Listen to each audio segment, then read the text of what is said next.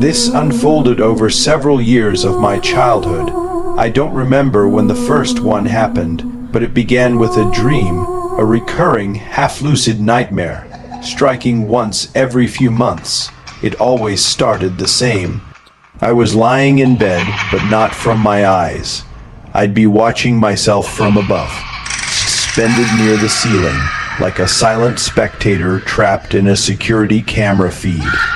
This out-of-body drift was paralyzing. I'd try to move to reach myself, but could only swivel my gaze around the room, helpless. I knew I was dreaming, but that did nothing to lessen the dread.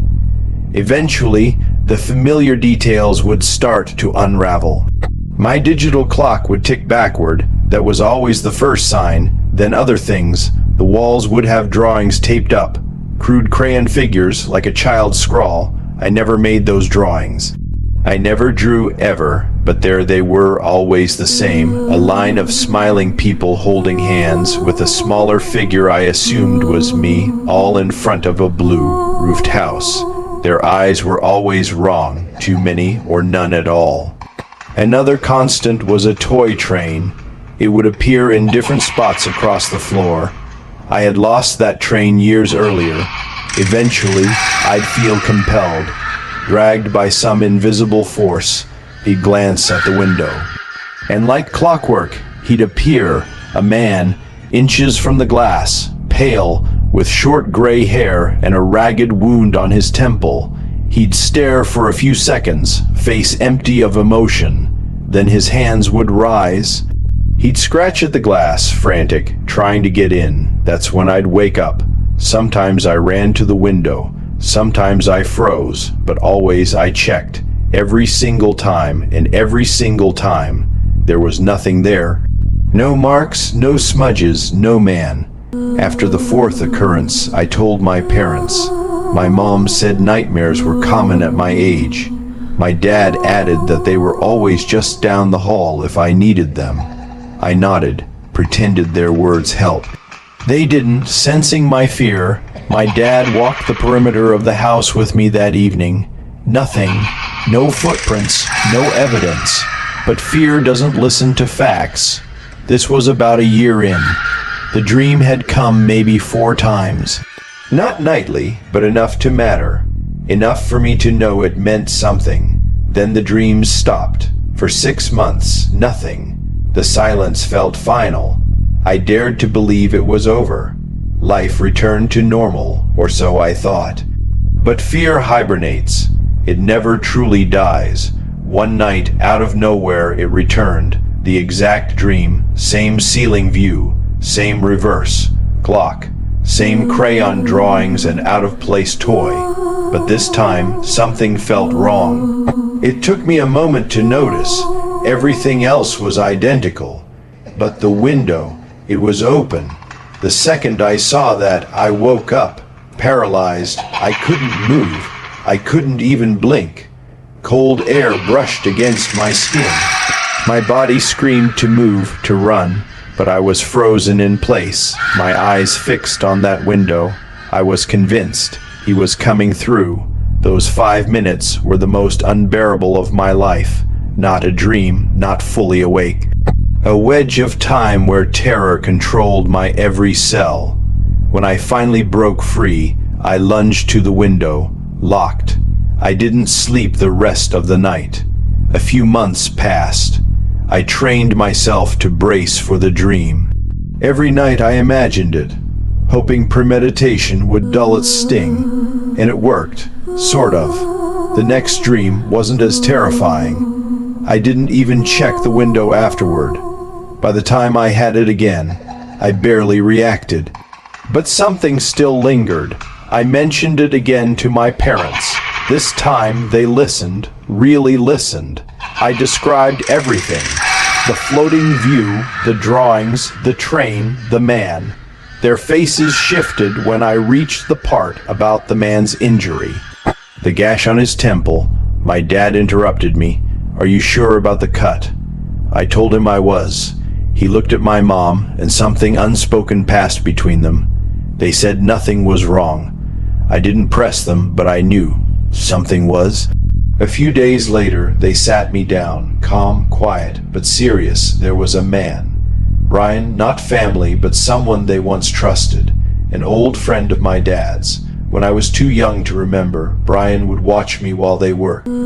They even called him Uncle Brian.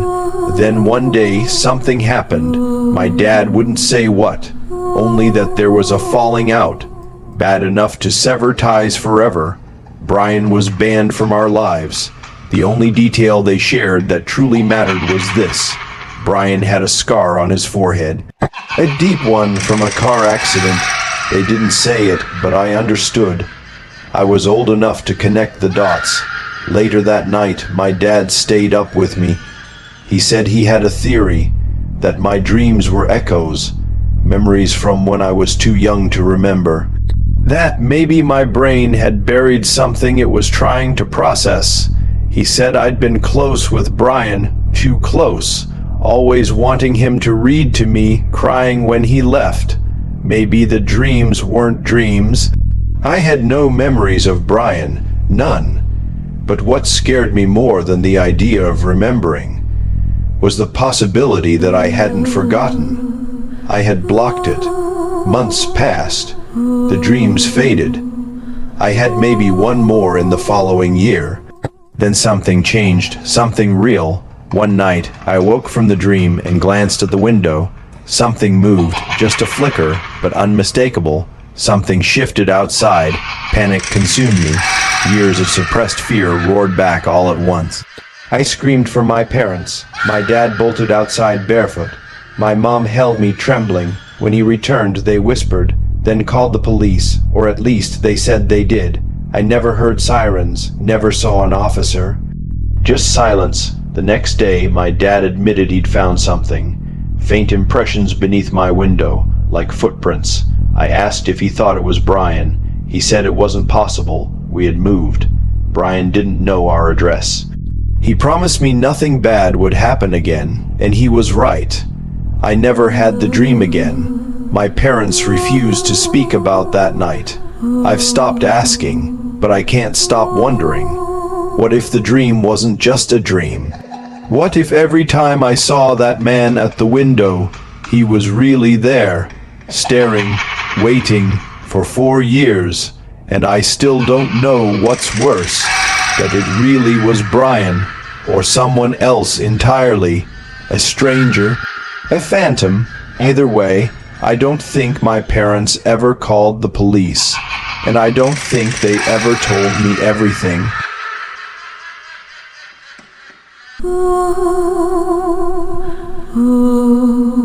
I've always needed sound to fall asleep. Silence unsettles me. It presses on my eardrums like pressure underwater oppressive, too still, too expectant. A quiet room makes me feel like something is listening for me to fall asleep, as if silence itself is holding its breath. That's why, most nights, I fall asleep with something playing. A YouTube video of an old chess match, a podcast about space or time travel, or sometimes just ambient noise, thunderstorms, ocean waves, or city sounds. I don't care what it is, as long as it distracts my brain long enough for sleep to take over. My dreams are always vivid, always, but there's this strange quirk to them. Whatever sound is playing while I sleep usually bleeds into the dream. I fall asleep to soccer commentary. I end up dreaming I'm in the World Cup. If I pass out to whale songs, I'm scuba diving with orcas in my subconscious.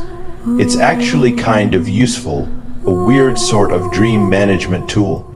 Especially since, as a kid, I had relentless nightmares, horrible ones, falling through floors, eyes watching me through walls, voices whispering my name from dark closets. The dreams got so bad my parents had to remove mirrors from my bedroom. But ever since I started the audio trick, the nightmares mostly stopped. The sounds gave my mind something to latch onto, and they kept the darker images at bay.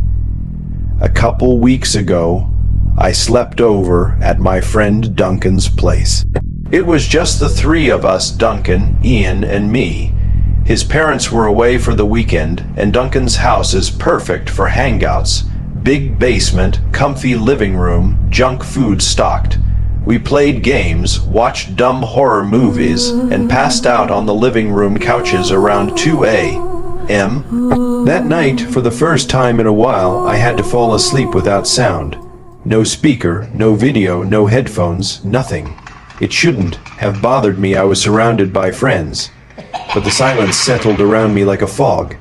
Thick, quiet, heavy. That's when the dream came. I was at sea, standing alone on a small sailboat in the middle of a vast, angry ocean. Waves crashed hard against the sides. The sky churned above me in a sick palette of bruised purple and deep gray.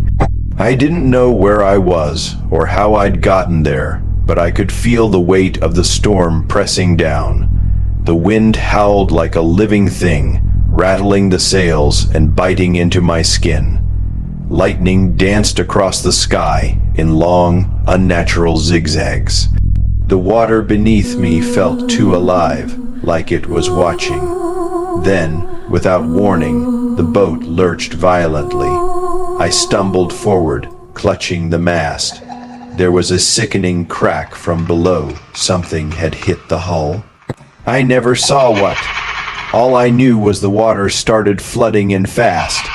Cold, rising, soaking my ankles, then knees. I scrambled, trying to plug the leak with my jacket, desperate. Stupid, but it was useless. The water was coming too fast. I was going to drown. And then, right as the boat began to tip forward into the sea, something broke the surface. A dolphin. It soared through the air in slow motion, its slick body twisting against the lightning flashes. It locked eyes with me, human eyes, I swear, and it spoke in a flat, emotionless voice. Wake up. My eyes flew open. The room was dark, lit only by the soft glow of a streetlight through the blinds. The hum of the fridge in the kitchen sounded distant. Ian was still out cold on the recliner. Duncan snored softly on the couch beside me. Everything looked normal, but something felt off. I couldn't place it at first. That strange feeling, the tightness in my chest, the hairs standing up on my arms, it lingered from the dream, but it wasn't just leftover panic. It felt real, present, and then I heard it, a sound. Distant, continuous, rushing water. At first, I thought it was my imagination, maybe dream residue, but the more I listened, the more certain I became. It wasn't muffled or ambient. It was definite.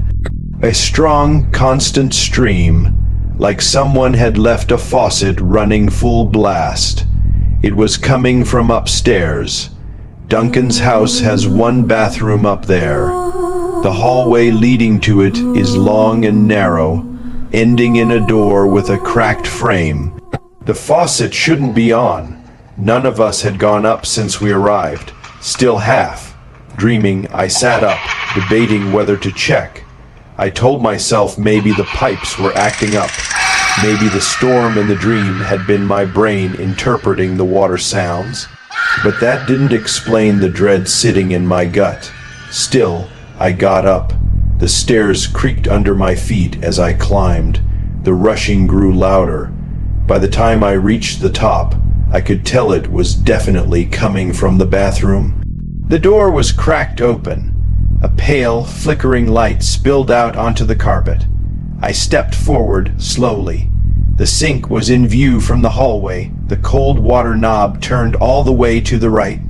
Water blasted into the basin. Steam fogged the mirror. Droplets speckled the counter. That should not have been possible. I hadn't touched that sink. None of us had. I was about to step inside when my body locked up. A voice inside me screamed, "Stop." Something about the angle of the room, the way the curtain billowed slightly even though no air was moving, told me something was off. That room had too many blind corners. Too many places someone could hide. Behind the tub, behind the door, crouched beneath the counter. I couldn't go in. I turned and bolted downstairs, shaking Duncan awake hard. At first, he swore at me, groggy and confused. But the panic in my voice cut through. When I told him someone might be in the house right now, his face changed completely. We left Ian asleep and tiptoed up the stairs together. When we reached the bathroom, Duncan didn't hesitate. He pushed the door open, and then, chaos, a man burst from behind the curtain, swinging a length of pipe like a club. He struck Duncan hard, sending him crashing into the tiled floor. The figure loomed tall, wrapped in soaked clothing, eyes wild and wide. I didn't think. I just launched myself forward. We grappled in the cramped bathroom, the three of us crashing into counters and walls. The man was stronger than both of us, but we fought like animals. In the end, he broke free, shoving us both aside and bolting down the stairs. By the time we reached the porch, he was gone. The police arrived later, took statements, looked around, and told us what we already knew. The intruder got in through a downstairs window. It had been left unlocked. No fingerprints, no security footage, no answers. They said it was likely a burglary gone wrong, but that didn't sit right with any of us. Burglars don't turn on faucets and wait. They don't lure you upstairs. They don't swing pipes with murder in their eyes. We think he knew Duncan's parents were gone, that he expected to find him alone, and if I hadn't been there, if I'd gone into that bathroom first, I don't think anyone would have ever found me. Sometimes I wonder if the dolphin in the dream wasn't just a symbol. Maybe it was something else. Maybe something was trying to warn me, to wake me up, before the water rose all the way.